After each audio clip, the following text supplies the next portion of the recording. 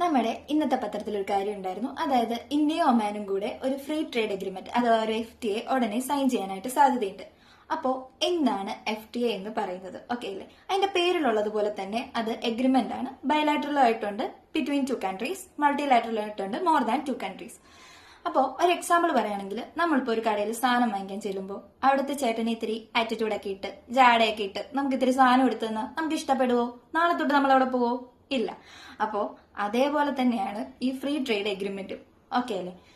വഴികൾ ഈസി ആകുമ്പോഴത്തേക്കും നമുക്ക് അങ്ങോട്ടും ഇങ്ങോട്ടും എല്ലാ കാര്യങ്ങളും എളുപ്പത്തിൽ ചെയ്യാൻ പറ്റും. അത്രേ ഉള്ളൂ. അതായത് ഈ ഫ്രീ ട്രേഡ് എഗ്രിമെന്റിന്റെ പർപ്പസ് എന്താണെന്ന് വെച്ചാൽ, ഇതുവഴി താരിഫ്, അതേപോലെ തന്നെ നമ്മൾ ഇമ്പോർട്ട് എക്സ്പോർട്ട് ചെയ്യുമ്പോൾ ഉള്ള കസ്റ്റം പ്രൊസീജിയേഴ്സ് പോലെയുള്ള കാര്യങ്ങളൊക്കെ വളരെ ഈസി ആയിട്ടും അതുപോലെ ടാക്സുകളൊക്കെ വളരെ റെഡ്യൂസ് ചെയ്യുന്നത് കൊണ്ട് അങ്ങോട്ടും ഇങ്ങോട്ടും goods and services cross border ആയിട്ട് ട്രാൻസാക്ഷൻസ് ഒക്കെ വളരെയധികം ഈസി ആയിരിക്കും.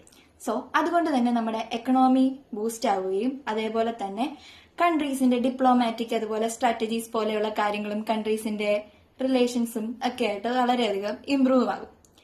ഓക്കെ, അതേപോലെ തന്നെ അത് എന്തിനും കൂടെ സഹായിക്കും? ഒരു നോൺ FTA കൺട്രീസിനെതിരെ ഒരു കോമ്പറ്റീറ്റീവ് ഗെയിൻ കൊണ്ടുവരാനായിട്ട് സഹായിക്കും. അപ്പോൾ എന്താണ് ഈ നോൺ FTA കൺട്രീസ് എന്നല്ലേ ഇപ്പൊ ഓർത്തെ? നോൺ FTA കൺട്രീസ് എന്ന് പറഞ്ഞാൽ ഈ കടയില ചേട്ടനെ പോലെ തന്നെ ഭയങ്കര ആറ്റിറ്റ്യൂഡ് ഉള്ള ആൾക്കാർ. അപ്പൊ അവിടെ ആരെങ്കിലും പോയി സാധനം വാങ്ങിക്കൂ? ഇല്ല. അവിടെ ഉള്ള ആൾക്കാരും, അതായത് അവിടെ ഡിമാൻഡ് സാധനം കിട്ടാത്ത ആൾക്കാർ മാത്രമേ അവിടെ പോയിട്ട് വാങ്ങിക്കുള്ളൂ. ഓക്കെ അല്ലേ? അത്ര ബുദ്ധിമുട്ടി പോയാൽ പോട്ടെ, ഇച്ചിരി കാശ് ചെലവായാലും കുഴപ്പമില്ല എന്ന് പറഞ്ഞിട്ട് പോയി സാധനം വാങ്ങിക്കത്തില്ല. അങ്ങനെയുള്ളവർ മാത്രം. അതായത് ആ ചേട്ടനെ പോലെ തന്നെ ഈ നോൺ FTA കൺട്രീസിന്റെ പ്രത്യേകത എന്താണെന്ന് വെച്ചാൽ, അവരിങ്ങനെ ഭയങ്കര കടും പിടുത്തം പിടിച്ചിരിക്കുന്ന ആൾക്കാർ. സോ അവിടെ വന്നിട്ട് ഭയങ്കര ഹയർ ടാക്സസ് ആയിരിക്കും, അതേപോലെ തന്നെ ഹയർ റെസ്ട്രിക്ഷൻ ആയിരിക്കും. അതുകൊണ്ട് തന്നെ അവരുടെ അടുത്തോട്ട് ആരും പോകത്തില്ല. അതായത് ലിമിറ്റഡ് മാർക്കറ്റ് ആക്സസ് ആയിരിക്കും.